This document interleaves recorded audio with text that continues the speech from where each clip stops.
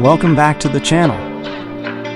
In today's video, I'm building a fully functional mini electric drill. And the exciting part is that many of its custom parts were made using my own homemade 3D printer.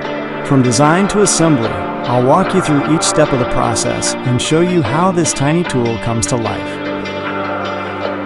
Let's get started.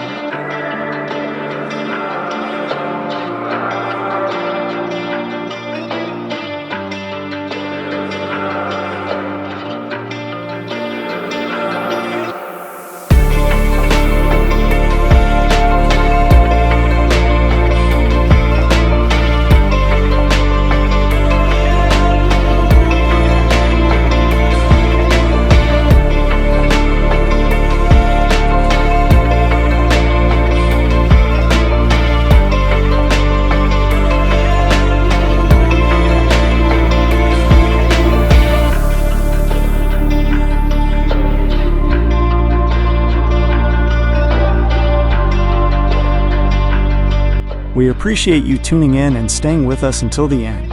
We hope this build provided you with both value and entertainment. Your support is vital. A like and a subscription are the best ways to power future videos, so please don't forget to hit those buttons. Farewell for now.